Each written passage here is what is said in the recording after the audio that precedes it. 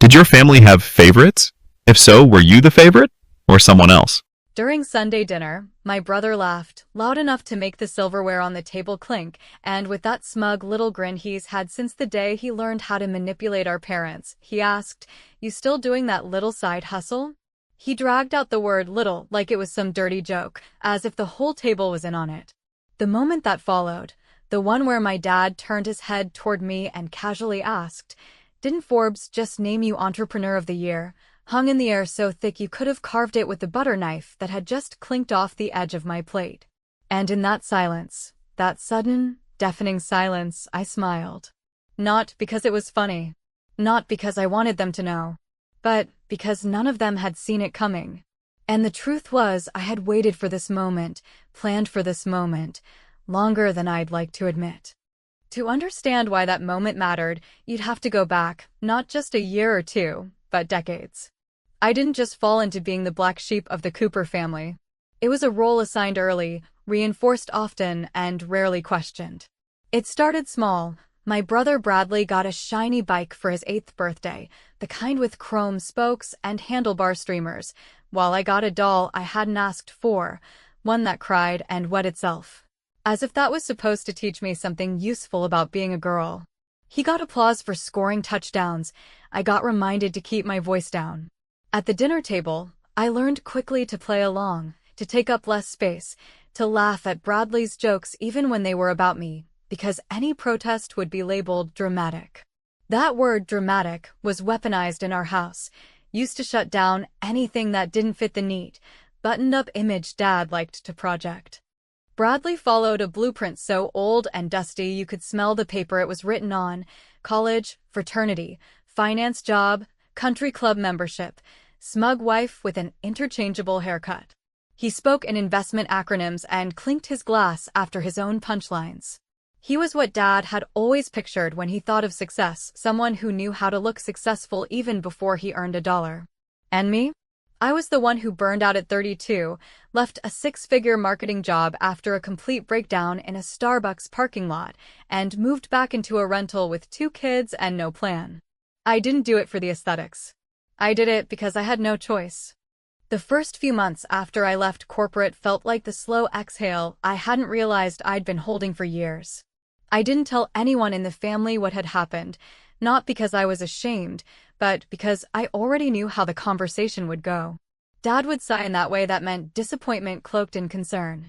Bradley would ask how long I thought it would take me to bounce back, like I was some damn rubber ball. Rachel, his wife, would pour me a glass of Pinot Grigio with one of those fake smiles she'd perfected and say something like, "Well, at least now you have more time for the kids." As if being more present for your children was only acceptable once you'd failed at your real job. What they didn't know was that failure had nothing to do with it.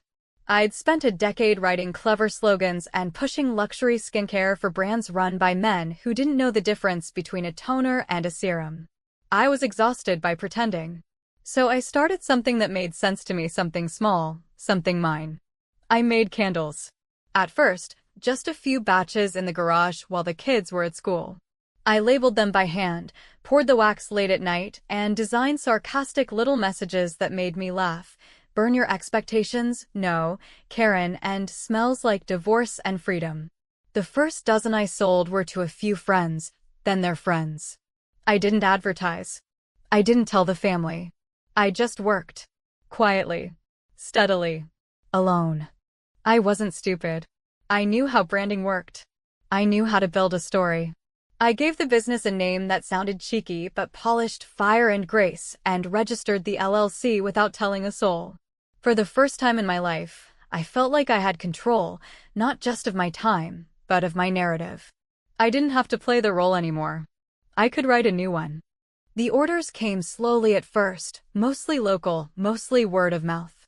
But something about the product, the irreverence, the honesty, the rawness, hit a nerve. People started posting them on Instagram. A small influencer picked up a photo. Then another. I barely had enough supplies to meet demand. I reinvested every dollar. I never took a salary. I didn't even tell my kids how well it was going. I kept it small on purpose. Because I knew the moment I said it out loud, they'd try to claim it, or minimize it, or worse, understand it in a way that made it about them. One night, about a year in, I got an order from someone named Lauren. I thought nothing of it. Until she ordered again. And again. And then sent an email.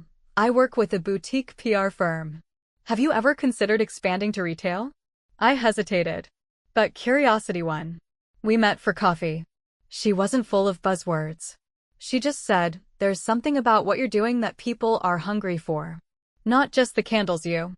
I didn't respond right away. I needed time to think. I remember sitting on the porch that night, sipping cheap red wine from a chipped mug, listening to crickets and the occasional car on the wet pavement, and thinking how strange it felt to be seen.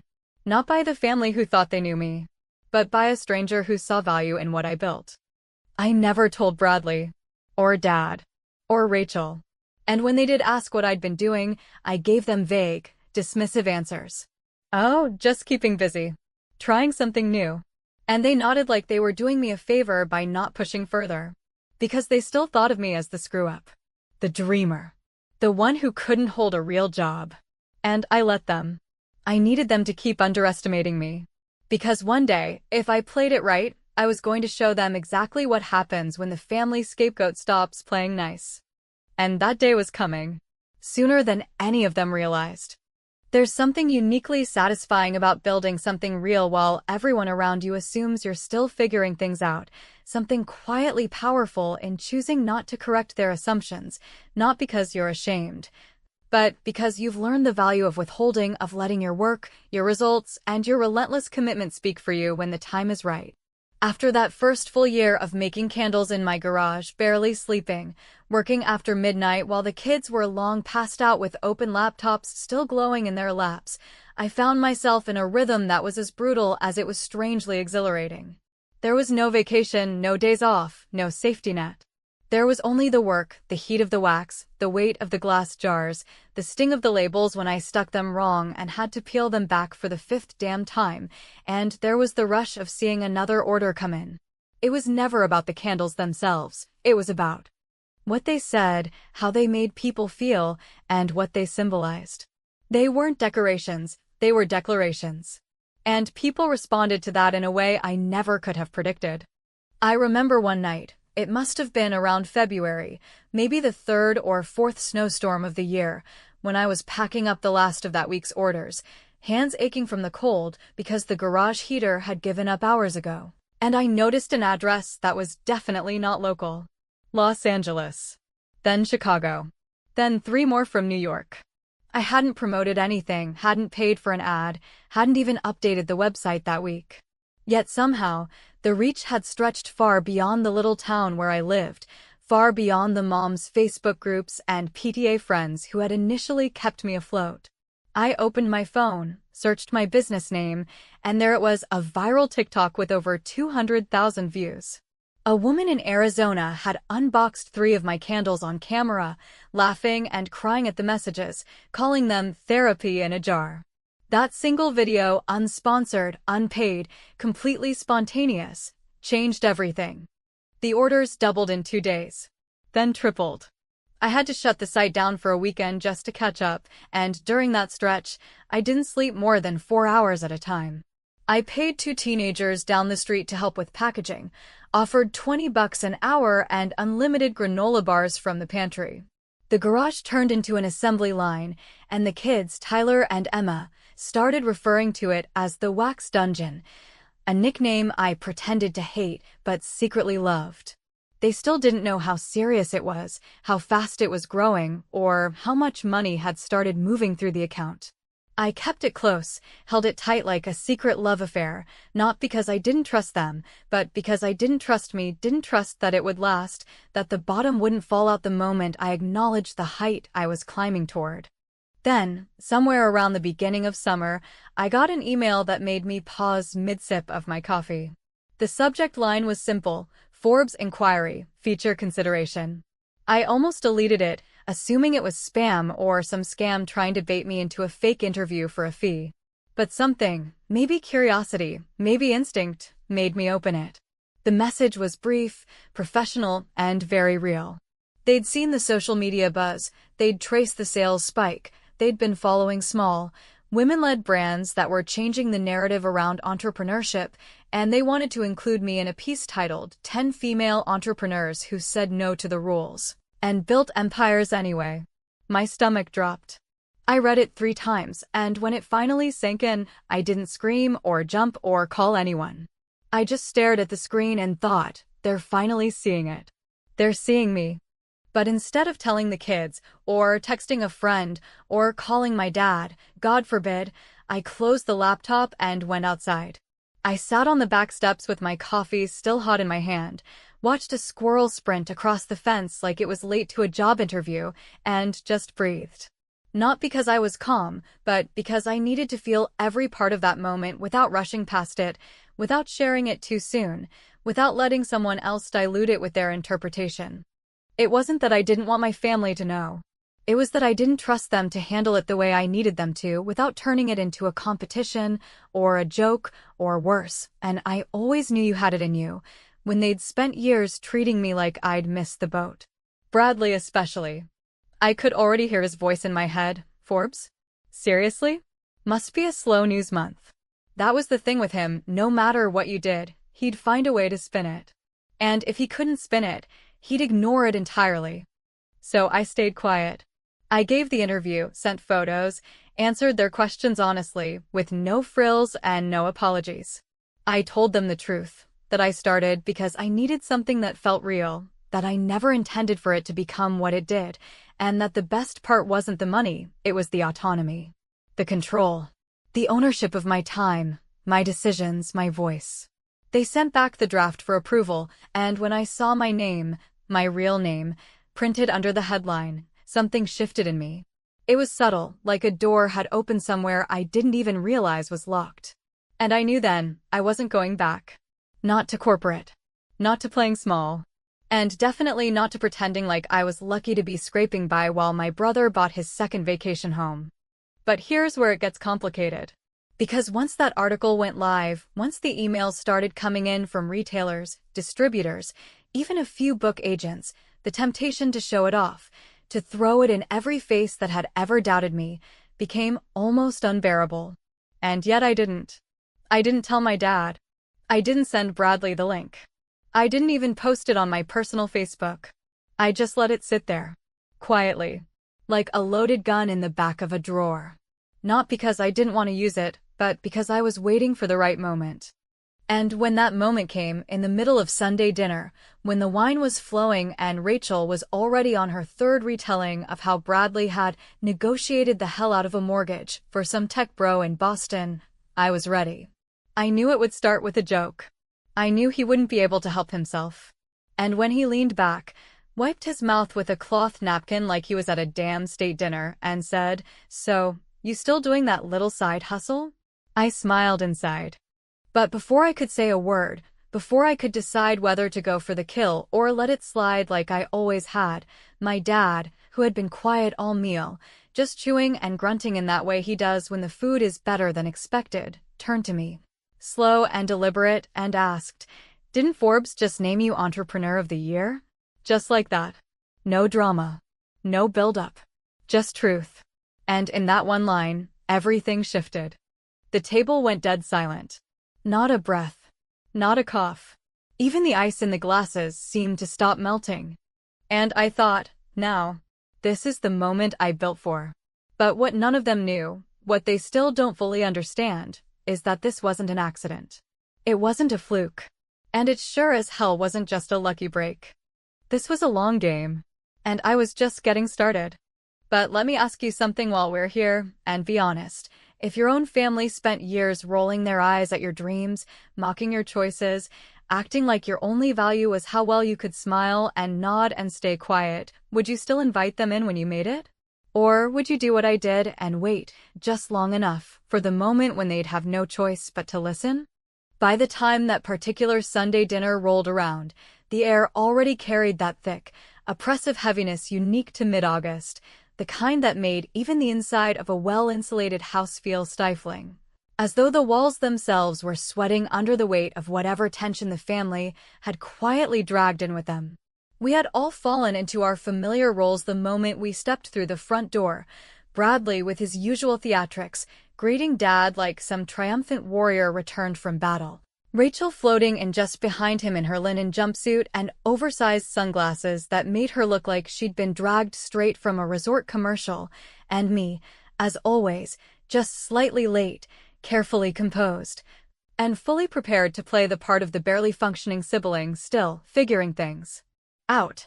There was an art to how I managed these dinners, a choreography that had taken years to perfect, a delicate dance between revealing just enough to appear stable and content while keeping the truth, the fire, the quiet storm of progress I'd built in silence, firmly hidden beneath the surface like a loaded weapon tucked into a purse no one thought to inspect. Even my kids, Tyler and Emma, had been trained in this delicate art of omission, and though they were more perceptive than I often gave them credit for, they'd long since learned that these family gatherings weren't the place for big reveals or emotional honesty. They knew that dinner with Grandpa and Uncle Bradley wasn't a stage for celebration, but a kind of performance, a ritualized display of hierarchy where everyone had their place and knew better than to step out of line. Bradley had started talking before the salad even hit the table, launching into a monologue so polished it might have been lifted straight from a TED Talk, filled with the kind of jargon that sounded impressive to anyone who didn't understand it and exhausting to anyone who did. He spoke of interest rates and rental portfolios, of deals closed and clients wrangled, his tone equal parts humble brag and outright gloat. Each word directed less at Dad and more toward the imagined audience in his head that always seemed to be applauding just off stage. Rachel chimed in occasionally with the kind of practiced encouragement that sounded supportive on the surface, but always managed to carry an undercurrent of superiority, as though she and Bradley were engaged in a lifelong game of status maintenance, determined to ensure that everyone at the table knew exactly where they stood. Dad, true to form, gave Bradley just enough attention to keep the engine of his ego humming, but withheld the kind of praise that might have made him too comfortable. A tactic he'd employed with both of us growing up, but one that had never stopped Bradley from seeking it with near-religious fervor. Meanwhile, I sipped my wine slowly, eyes on my plate, listening but not engaging, cataloging every jab, every smug chuckle, every faux casual dig with the precision of a surgeon preparing for a future incision. It wasn't until halfway through the main course, as the roast was being passed around and the conversation turned, predictably, toward career updates, that Bradley, clearly emboldened by the Cabernet and the sound of his own voice, turned to me with that crooked grin of his and said, "So, Jess, you still doing that little side hustle thing? What was it again, like candles or something?" There was a moment, so brief it could have been missed if you weren't watching closely, where I caught Rachel's eyes flicker, a flash of something too fast to name, followed by a sip of wine that lasted just a few seconds too long. I didn't answer right away. I let the silence bloom between us, heavy and awkward, just long enough for the rest of the table to notice that something had shifted, before I opened my mouth to respond, but I didn't have to. Dad, who had been unusually quiet all evening, laid down his fork with the kind of deliberate finality that made every motion feel weighted, turned his head toward me without even looking at Bradley, and asked, almost casually, "Didn't Forbes just name you Entrepreneur of the Year?" The words landed like a punch. Not loud, not aggressive, just clean, sharp, and completely out of left field. For a moment, no one moved. Bradley's face froze in an expression that looked like someone had told him his stocks had crashed mid-dinner, and Rachel's mouth hung slightly open as though she was trying to form a sentence, but had forgotten how. Even the dog, curled under the table, seemed to lift his head at the sudden shift in atmosphere.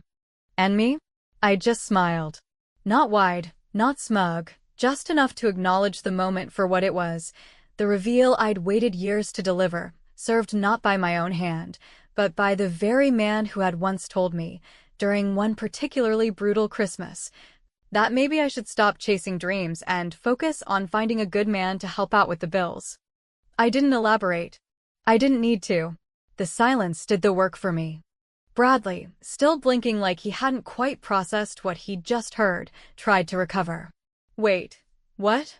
Are you serious? He asked, laughing nervously, like maybe this was some elaborate joke or a misunderstanding he could explain away. I mean, Forbes? That Forbes. I looked at him then, really looked at him, and I saw what I'd never quite let myself believe was possible: doubt.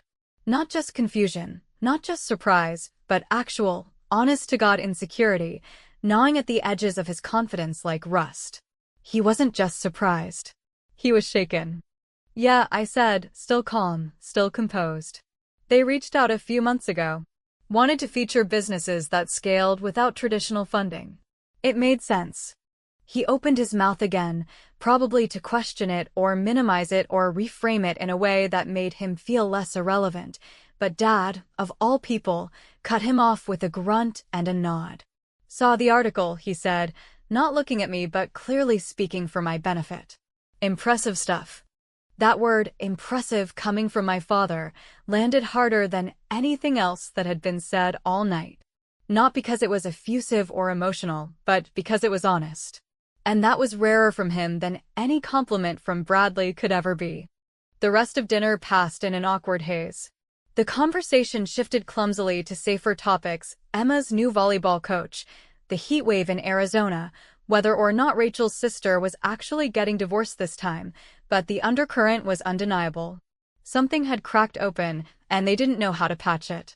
Every glance in my direction was tinged with something new: curiosity, uncertainty, maybe even a hint of respect, but they didn't know how to express it, and I wasn't about to make it easy for them. Because the truth was, I hadn't come to that dinner hoping to be recognized. I hadn't worn makeup or a flashy dress or prepared any clever sound bites. I had come, as I always did, to observe, to play the quiet sister in the corner who never quite figured life out. And for once, I hadn't had to change a thing. They revealed themselves all on their own. And now, the power had shifted. But I wasn't finished. Because the next move? That would be mine. The moment I stepped back into my house that night, the door clicking shut behind me with that soft finality only a perfectly timed silence can carry. I didn't reach for the light switch or slip off my shoes or even check if the kids had done the dishes like they promised. Instead, I stood there, in the dark hallway with the scent of rosemary and roasted garlic still clinging faintly to my clothes, and let the weight of what had just happened settle into my chest like a quiet thunder.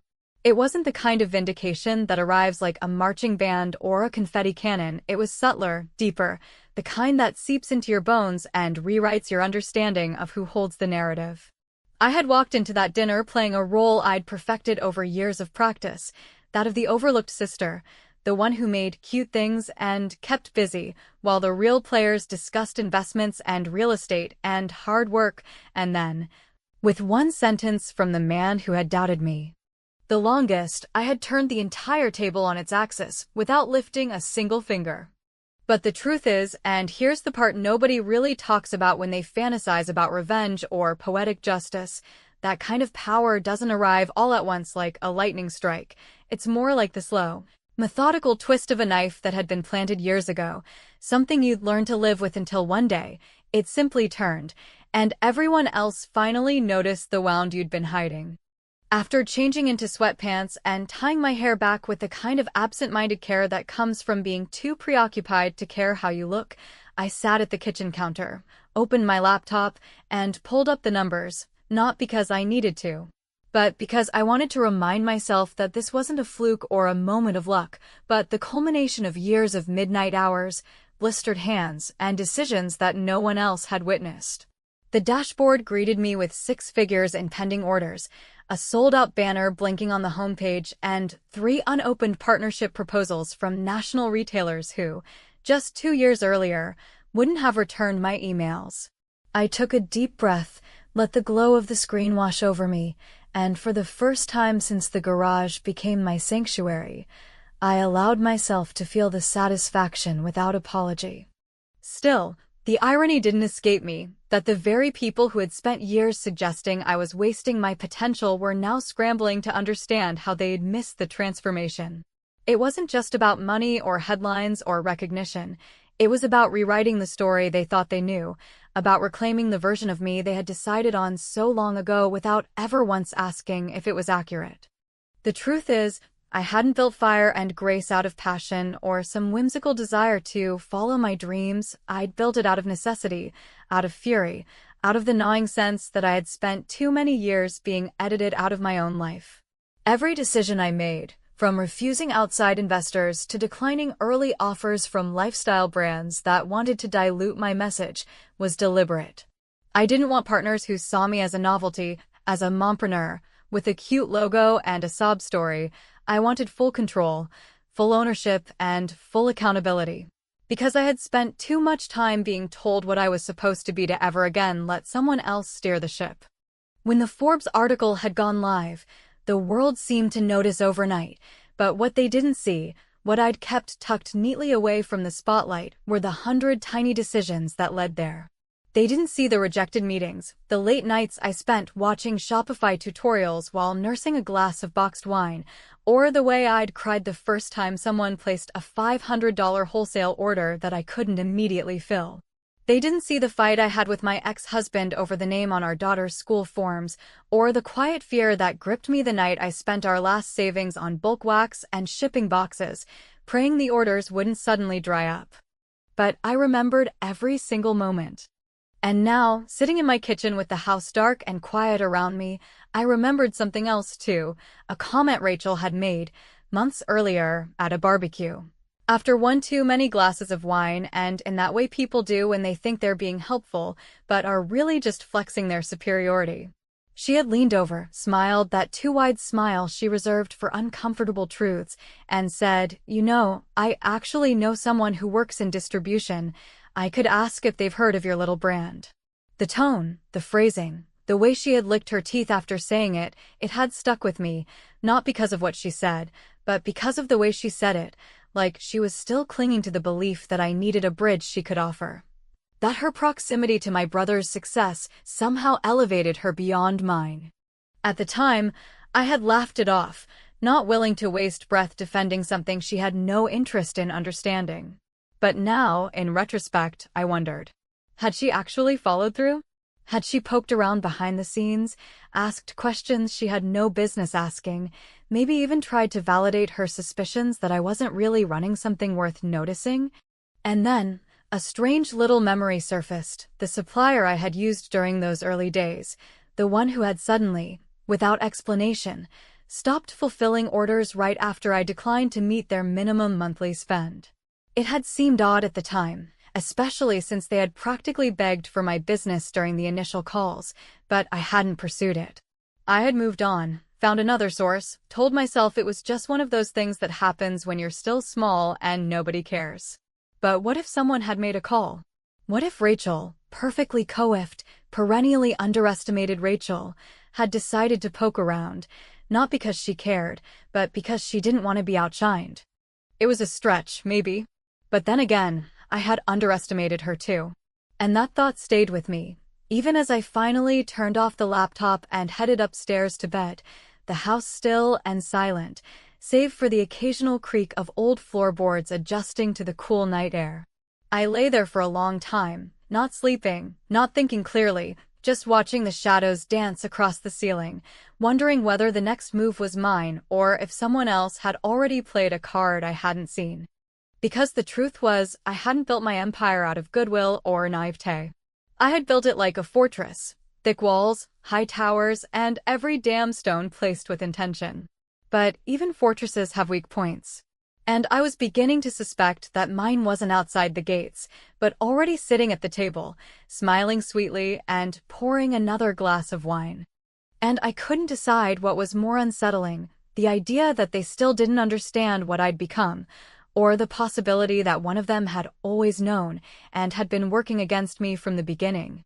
The sun the next morning filtered through the blinds in fractured beams, casting long streaks of gold across the hardwood floor, illuminating dust particles that drifted lazily in the air, as if even they didn't feel like rushing to meet the day. And as I sat at the kitchen table with a cup of coffee that had long gone cold in my hand, the events of the previous evening still unspooled in my mind like an old film reel.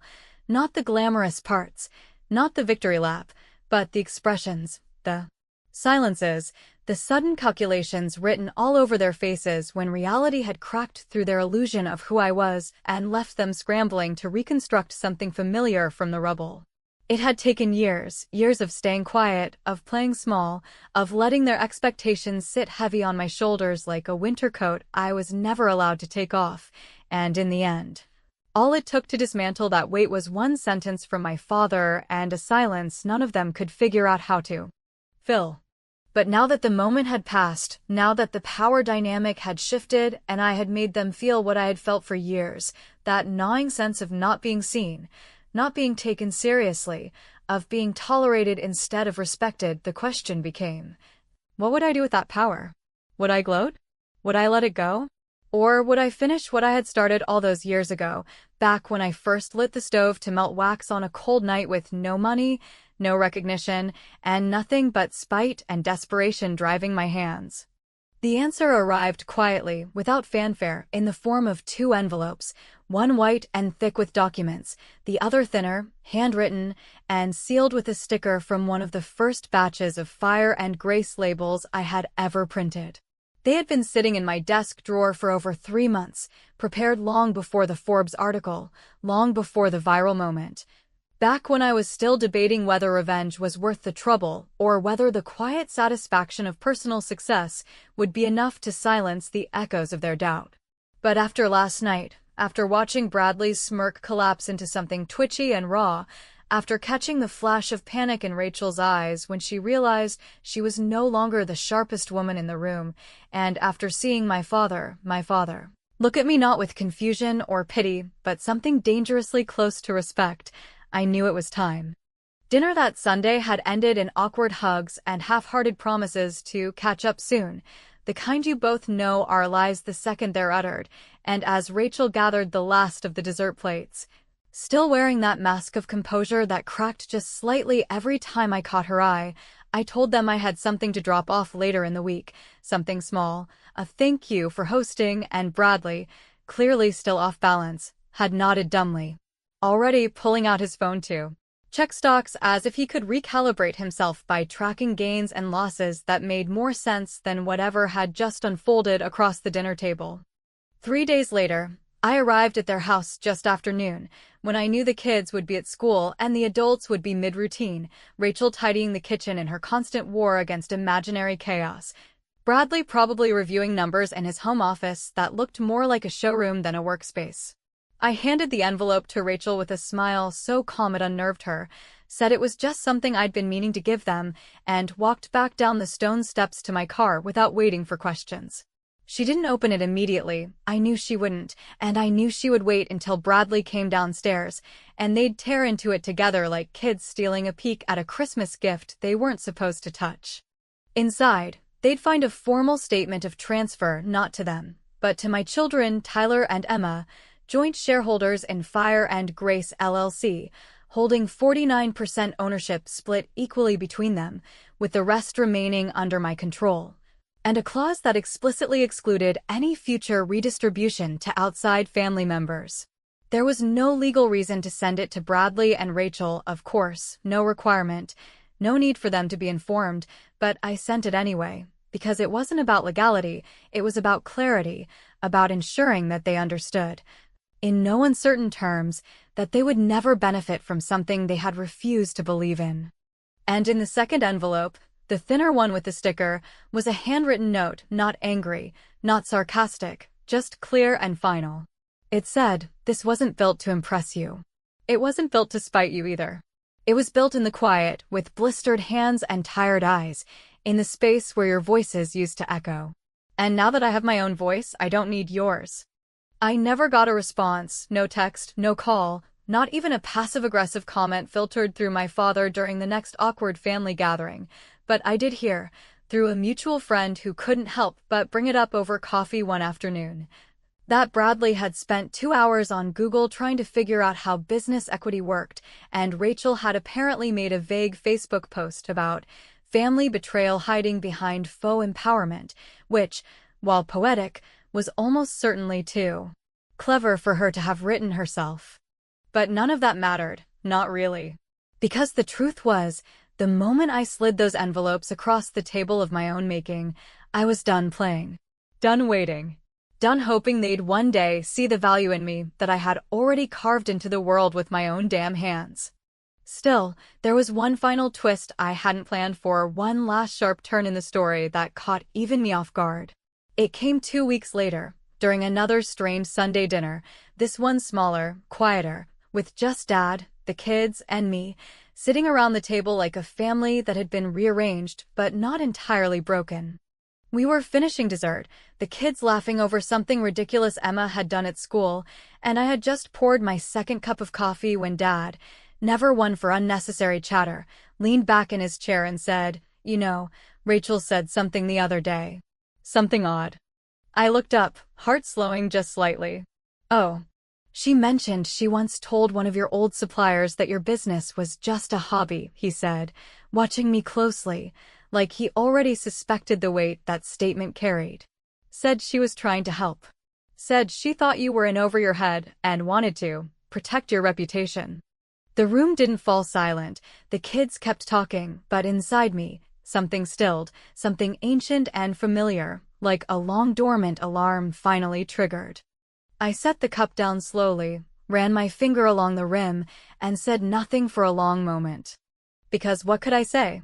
That she'd tried to sabotage me, even when I was still small, still fragile, still crawling towards something she didn't understand?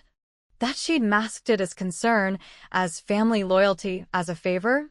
Or that I had suspected it, had felt it in the way her questions were always too pointed, her support always just a bit too thin, and that I had built my business in spite of it, not accidentally, not in ignorance, but because of it?